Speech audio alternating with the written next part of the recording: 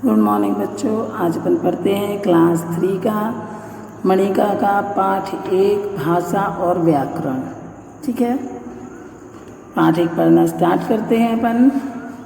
बच्चों, जैसा हम पिछली कक्षाओं में पढ़ चुके हैं कि बोलते समय हमारे मुख से जो कुछ ध्वनियाँ निकलती हैं, यही ध्वनि भाषा कहलाती है। भाषा में यही वह शक्ति है जिसके द्वारा हम अपने विचारों को प्रकट कर सकते हैं। ठीक है, जैसे पिताजी प्रणाम, मैं अपनी कक्षा में प्रथम आया हूँ। पिताजी कह रहे हैं बहुत खूब, आज तुमने मेरा सिर गर्व से ऊंचा कर दिया। ये एक दूसरे से क्या कर रहे हैं? बात कर रहे हैं। ठीक है, यही होती है भाषा। ऊपर दिए गए चित्र में बेटा अपने पिताजी को अपना रिपोर्ट कार्ड दिखलाकर तथा बोलकर अपनी बात उन तक पहुँचा रहा है। विचारों का यही आदान प्रदान भाषा कहलाती है।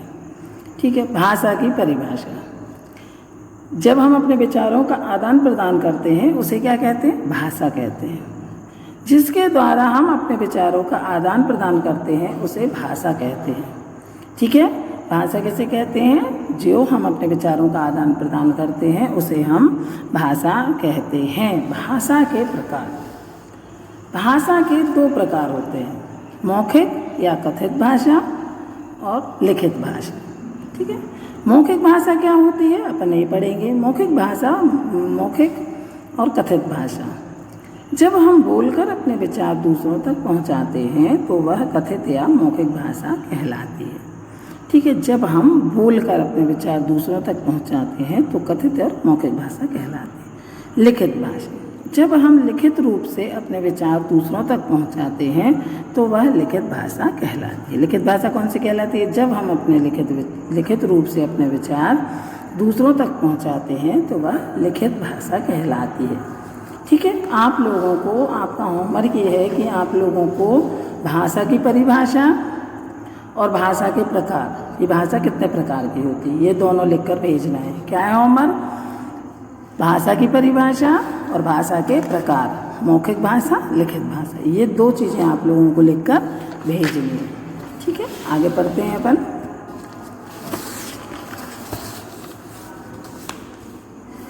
प्रत्येक भाषा को लिखने के लिए अलग अलग प्रकार के वर्णों का प्रयोग किया जाता है। भाषा को लिखने के इस वर्ण प्रयोग को लिपि कहते हैं। प्रत्येक भाषा को लिखने के लिए अलग अलग प्रकार के वर्णों का प्रयोग किया जाता है।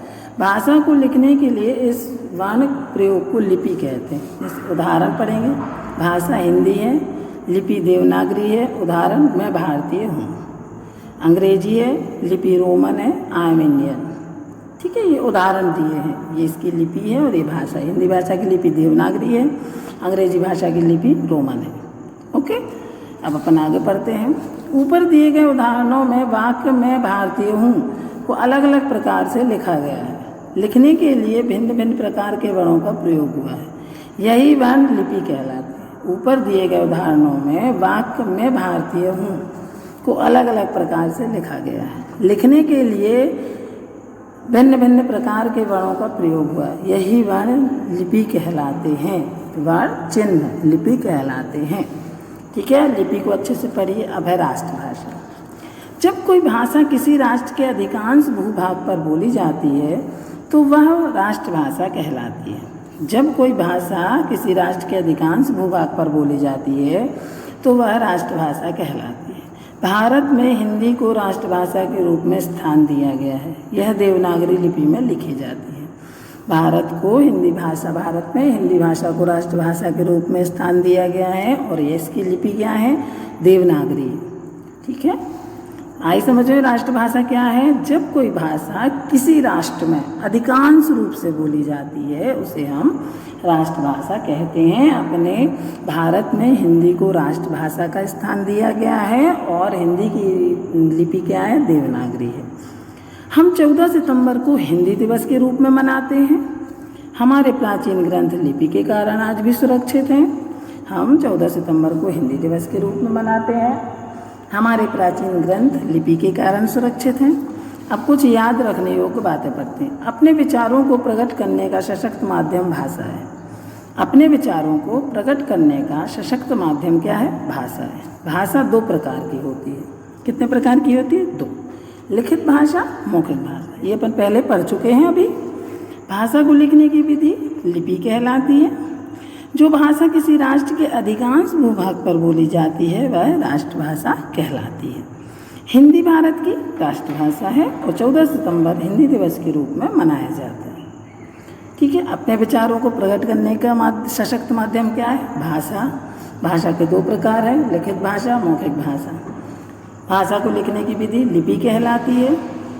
जो भाषा किसी राष्ट्र में अधिकांश भूभाग पर बोली जाती है उसे राष्ट्रभाषा कहते हैं। हिंदी भारत की राष्ट्रभाषा है, 14 सितंबर हिंदी दिवस के रूप में मनाया जाता है। तो बच्चों, आज अपन ने पढ़ा पाठ 1 भाषा और व्याकरण। इसमें अपन ने भाषा के बारे में पढ़ा कि भाषा क्या है, भाषा के प्रकार कितने होते हैं, राष्ट्रभाषा क्या है, 14 हिंदी दिवस कब मनाया जाता है। तो ये पाठ आप लोगों को बहुत अच्छे से पढ़ना है। इसमें हमने आपको होमवर्क भी दिया है, तो वीडियो को बहुत अच्छे से सुनिए। होमवर्क क्या दिया गया है और ये होमवर्क आप लोगों को कर कर ही भेजना है और आप लोगों को पूरा वीडियो अच्छे से सुनना है और पूरा ये समझना है कि पाठ में क्या समझाया गया है। और आपको लिखाई भी भेजते जाएंगे, क्वेश्चन आंसर और शब्दार्थ सब आ जाएंगे। आप लोग अच्छे से पढ़ाई कीजिए। ओके।